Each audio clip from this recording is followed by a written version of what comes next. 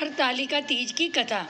शंकर जी ने पार्वती को कहा कि एक बार तुमने हिमालय पर्वत पर जाकर गंगा किनारे मुझको पति रूप में पाने के लिए कठिन तपस्या प्रारंभ की थी। उसी घोर तपस्या के समय नारद जी हिमालय के पास गए तथा कहा कि विष्णु भगवान आपकी कन्या के साथ विवाह करना चाहते हैं। नारद जी की बनावटी बात को तुम्हारे पिता ने स्वीकार कर लिया।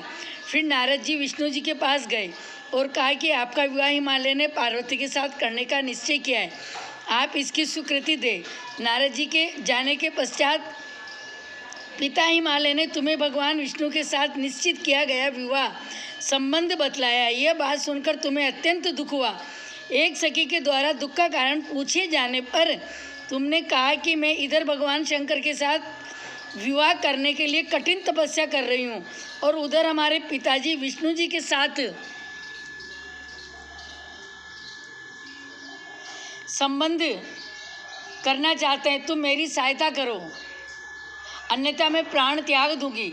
सखी ने धीरज देते हुए कहा, मैं तुम्हें ऐसे वन में ले चलूंगी कि तुम्हारे पिता को पता न चलेगा। इस प्रकार तुम सखी की सम्मति से घने जंगल में गई। उधर तुम्हारे पिता हिमालय ने घर में इधर उधर खोजने पर भी जब तुम्हें नहीं पाया तो बहुत चिंतित हुए, क्योंकि नारद ने विष्णु जी के साथ विवाह करना मान लिया था। वचन भंग की चिंता ने उन्हें मूर्छित कर दिया।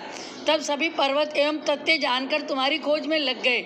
उधर सखी सहित तुम सरिता किनारे की एक गुफा में मेरे नाम पर तपस्या करने लगी। भाद्रपद शुक्ल तृतीया को उपवास रखकर तुमने सिकता का शिवलिंग स्थापित कर पूजन तथा रात्रि जागरण भी किया। तुम्हारे इस कठिन तपोव्रत के कारण मुझे तुरंत तुम्हारे पूजन स्थल पर आना पड़ा। तुम्हारी मांग तथा इच्छानुसार तुमको मुझे अर्धांगिनी रूप में स्वीकार करना पड़ा। तत्पश्चात मैं तुरंत कैलाश और पर्वत पर चला गया। प्रातः वेला में जब तुम पूजन सामग्री नदी में छोड़ रही थी, उसी समय हिमालय राज उस स्थान पर पहुंच गए। वे तुम दोनों को देखकर पूछने लगे, बेटी तुम यहाँ कैसे आ गई? तब तुमने विवाह वाली बात सुना दी। वे तुम्हें घर बुला लाए। तब शास्त्र विधि से तुम्हारे मेरे साथ विवाह हुआ। हरतालिका व्रत का नामकरण सखी द्वारा हरि जाने पर इसका नाम हरत आलिका पड़ गया।